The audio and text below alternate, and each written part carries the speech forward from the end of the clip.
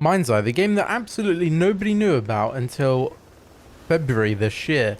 And on the 12th of February, in PlayStation's first state of play of this year, they announced it with this. Fight Your Fate, Mindseye, from game director Leslie Benzies, who used to work at Rockstar Games and has worked on a load of the GTA games. Mindseye is a narrative-driven, single-player action-adventure thriller set in the near-future fictional desert of Red Rock. Red Rock is based on Las Vegas and looks pretty damn similar. Artificial intelligence and human greed collide to bring Earth to the precipice of collapse. It's a compelling story with strategic combat, high-octane driving, and endless entertainment. See, after my 1 hour, this is going to be a new series. So I play a game for an hour or longer. Basically anything under like 4 hours. Then I'm going to make a video on it and give you my raw reactions without anybody else swaying the argument, because I've seen a load of videos of people just saying it's trash. And I think that a load of these videos were made before the game even came out. How can you call a game trash that you haven't even played to start with?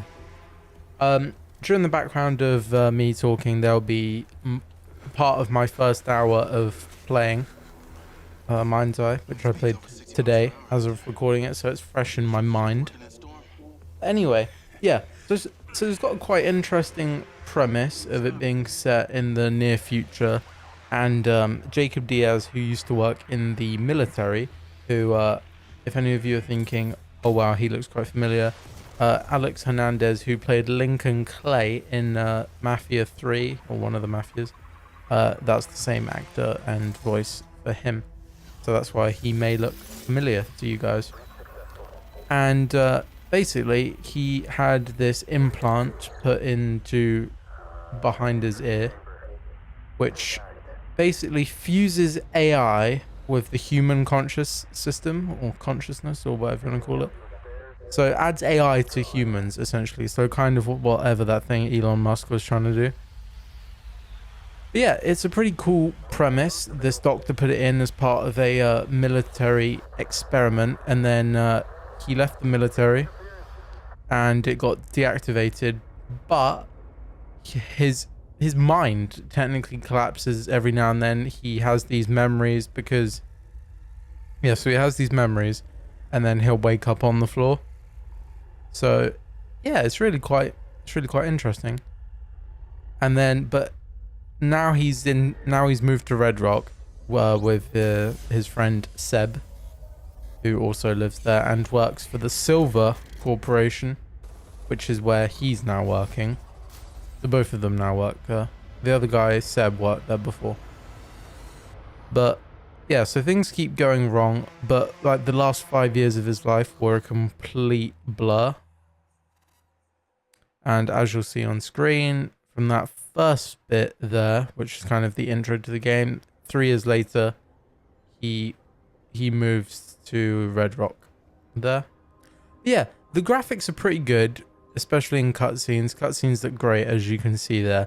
I have boosted the color just because when you record straight off the PS5, because I wanted to play on my big TV in the living room, that it kind of makes the color look a bit weird. So I've boosted the color in Final Cut.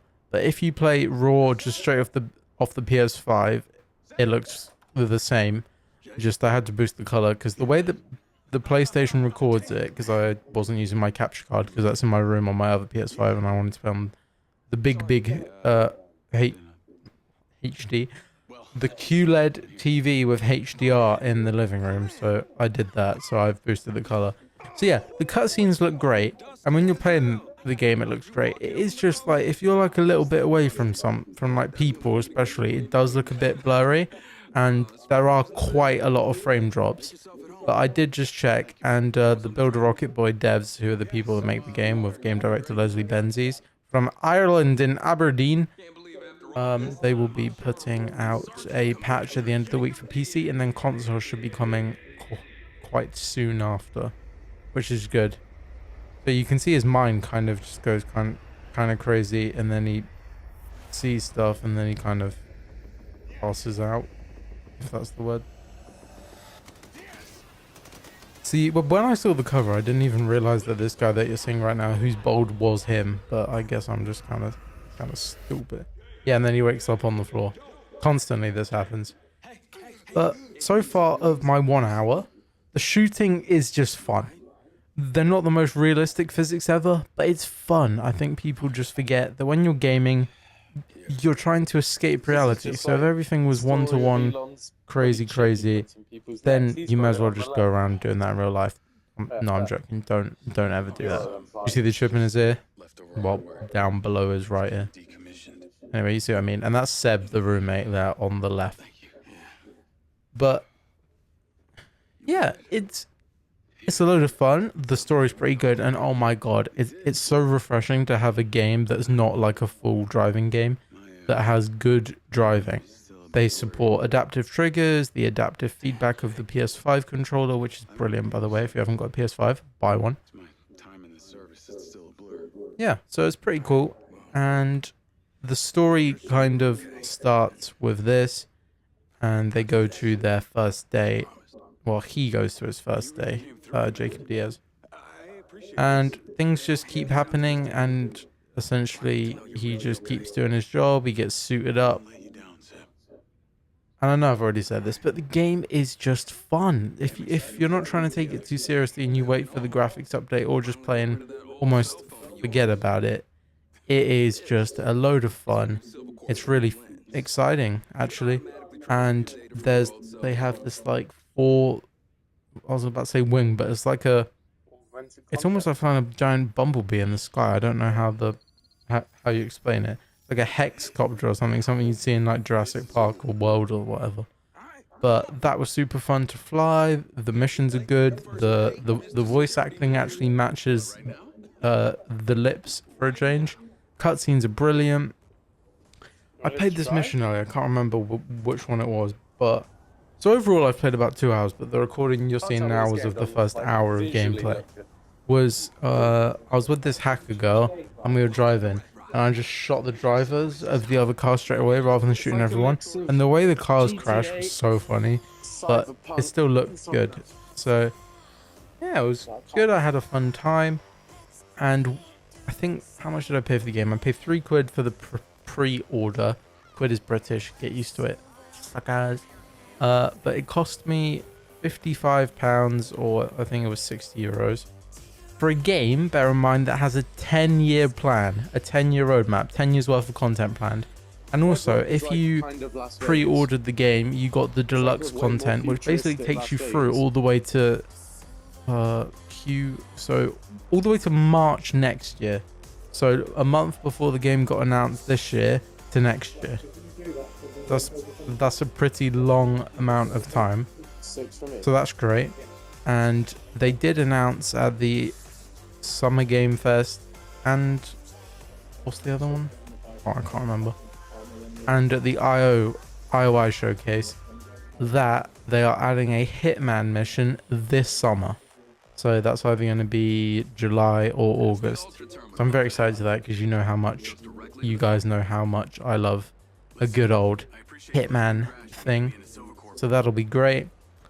And they this fall they are adding multiplayer, and if you buy the game on PC, you can get access to something called build.mindseye, meaning that you can use all of their assets and build your own levels, which is cool. But I'm not a big fan of playing shooter stuff on PC, so that's why I didn't do that. But otherwise, if I thought that my PC wasn't going to explode if I tried to play this game on it, I probably would have done that.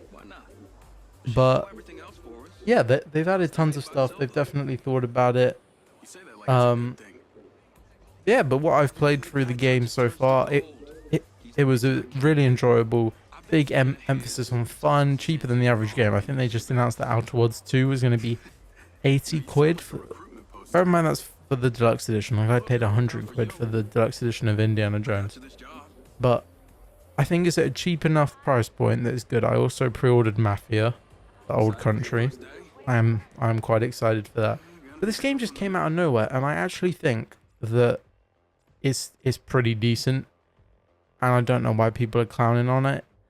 If you're gonna clown on it, just wait for the update and then try again. I mean, it's fun.